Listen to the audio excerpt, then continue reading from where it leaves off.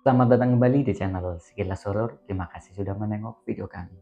Kalian pasti sudah sangat familiar ketika mendengar cerita ini. Pendakian Gunung Gede yang dilakukan oleh Kamaya bersama 6 orang lainnya. Yang beliau ceritakan di podcast Prasojo Muhammad. Podcast yang berkisar sampai 3 jam membahas cerita-cerita mistis dari awal mereka berangkat sampai mereka pulang ke rumah. Saya hanya akan meng-highlight kejadian-kejadian mistis yang dialami oleh mereka bertujuh.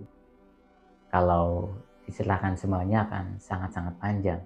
Di podcast Prasojo Muhammad sendiri itu hampir 3 jam ya. Jadi kalau teman-teman ingin rangkumannya saja, ya silahkan tonton cerita ini sampai terakhir. Apalagi kan cerita ini sudah diadaptasi menjadi sebuah film, yaitu Petaka Gunung Gede. Dan filmnya pun luar biasa meledak. Jadi alangkah lebih baiknya kalau sebelum menonton film tersebut sudah mengetahui latar belakang pendakian tersebut sehingga menyebabkan satu orang meninggal dunia.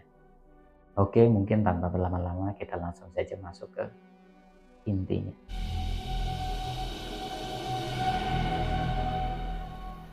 Cerita berawal dari Maya, seorang anak SMP yang saat itu mau mendaki bersama 6 orang lainnya. Layaknya orang yang mau mendaki, mereka semua mempersiapkannya dengan baik dan dengan riang gembira. Sampai saat itu mereka berangkatlah. Ketika mereka berangkat, itu sudah timbul gangguan-gangguan yang mungkin itu sebagai tanda bahwa mereka itu jangan mendaki pada hari itu. Singkat cerita, mereka semua berangkatlah dari rumah menuju ke base camp. Ternyata ketika baru sampai base camp, salah satu teman Maya yang bernama Ita kedapatan sedang datang bulan, sehingga gantilah Ita menuju ke WC.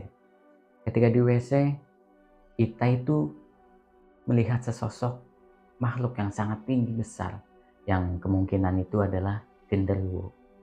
Itu adalah tanda pertama. Tapi bak tidak dihiraukan, mereka semua tetap naik ke puncak Gunung Gede. Berangkatlah mereka dari base camp menuju ke pos 1. Ketika dalam perjalanan, mereka bertemu dengan penjual nasi uduk. Saat itu Maya yang memang belum sarapan membeli nasi tersebut, walaupun sudah dibilang sama teman-teman lainnya. Sepertinya penjual itu sangat mencurigakan antara manusia atau memang sosok penunggu gunung tersebut. Tapi Maya tetap berpositif thinking membelinya. Dan ketika Maya memakan, rasanya itu benar-benar sangat anyep. Mungkin kalau Maya bilang sesuatu yang buruk akan mengakibatkan susahnya perjalanannya nanti. Tapi tiba-tiba Ita mendekat dan minta nasi uduk tersebut kepada Maya. Benerlah, ketika Ita memakannya, Ita yang memang polos itu bilang, "Loh, kok nasinya rasanya anyep sih?" Ketika itu penjual nasi uduknya pun mukanya berubah. Tapi segera ditenangin sama Maya. Hingga akhirnya mereka pun berangkatlah dari pos 1 menuju ke pendakian berikutnya. Gangguan berikutnya ketika mereka sudah sampai di jembatan Rawa Gayonggong. Ita yang saat itu sangat bersemangat dimasuki oleh sosok nenek-nenek bungkuk. Dan ketika dimasuki, Ita itu bilang, Kalian harus turun karena anak ini sedang kotor.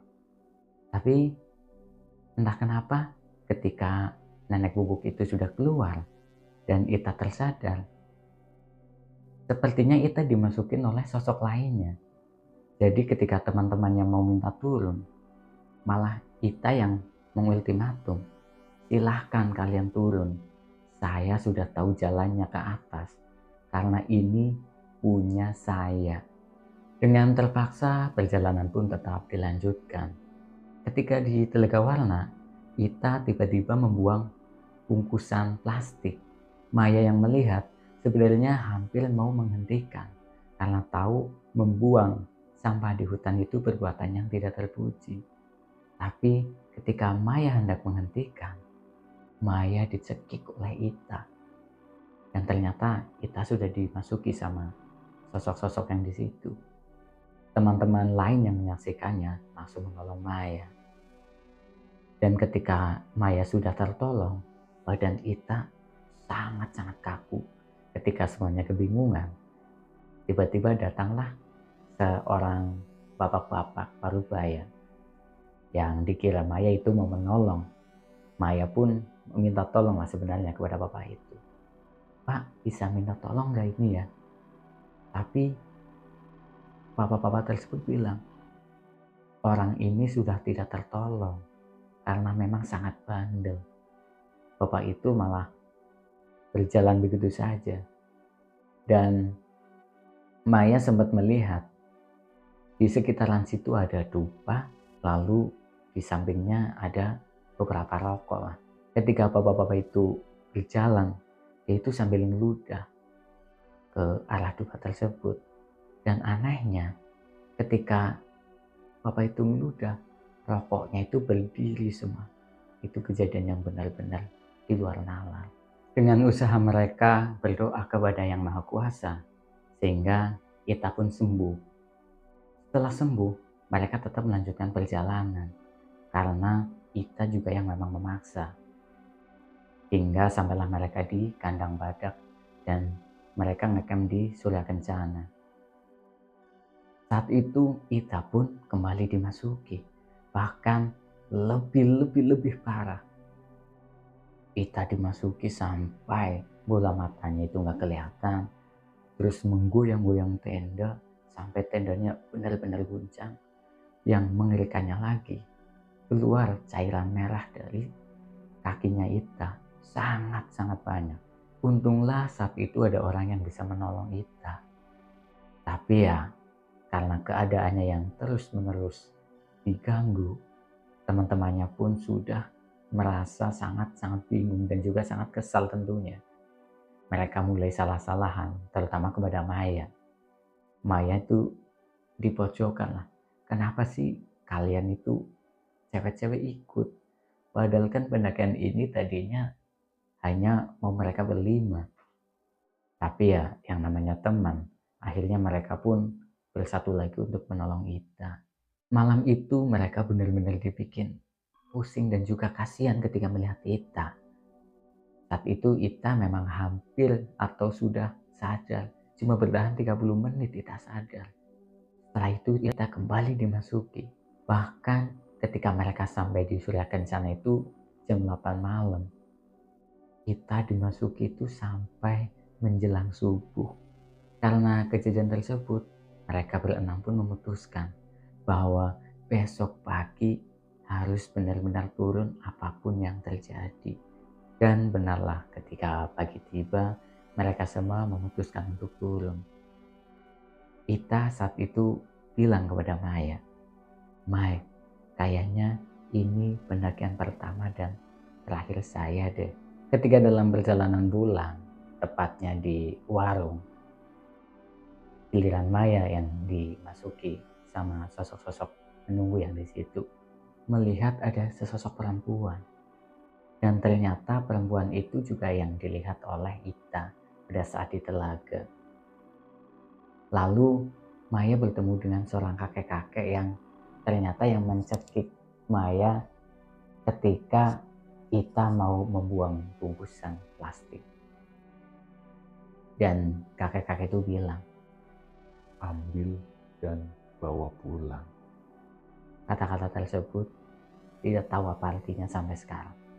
Kejadian mistis tersebut mereka alami tidak hanya di gunung, bahkan ketika mereka pulang ke rumah. Maya saat itu mengantar Ita pulang ke rumah karena memang Maya lah yang izin kepada keluarga Ita kalau mau mengajak naik gunung.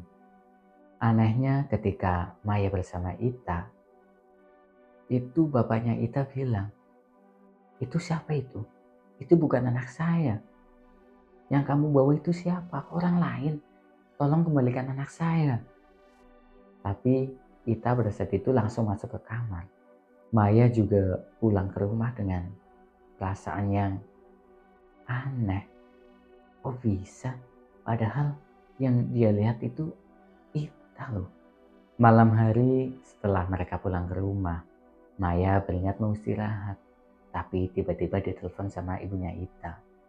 Suruh main ke rumahnya sekarang juga. Alangkah terkejutnya Maya ketika sampai ke rumah Ita. Rumahnya sudah ramai dengan orang. Dan Ita dimasuki lagi. Bahkan lebih parah. Ita itu menjambak-jambak rambutnya sampai rambutnya itu ada di tangan. Lalu mengkelopek semua kuku-kukunya sampai keluar cairan merah. Ayah Ita yang memang orang pintar, dia pun tanya kepada Maya dan teman-teman mendakinya. Sebenarnya apa yang terjadi ketika mereka mendaki? Dan Maya pun bilang, saat itu Ita sedang datang bulan.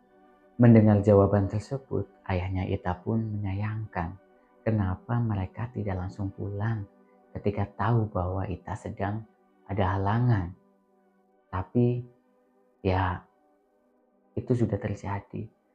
Sekarang gimana caranya Ita bisa sembuh? Singkat cerita, Ita sampai ke rumah sakit. Dia ditangani di sana, walaupun dengan cara ya kedua tangannya diikat di ranjang. Karena memang Ita selalu beronta-ronta saat itu. Maya dan teman-temannya yang menyaksikan Ita meronta-ronta, hatinya sangat gak karuan. Selanjutnya Ita dirawat di rumah sakit tersebut sampai dia meninggal dunia. Karena memang dokter pun tidak bisa mendiagnosa Ita kena penyakit apa. Bahkan ada cerita sebelum itu bapaknya itu sudah mengundang 7 kiai. Dan ternyata tetap tidak bisa menyelamatkan Ita. Sekian cerita dari kami. Terima kasih kepada teman-teman yang sudah stay dari awal sampai akhir video ini. Semoga ada pelajaran yang bisa diambil dari cerita tersebut. Dan nantikan video-video kami selanjutnya.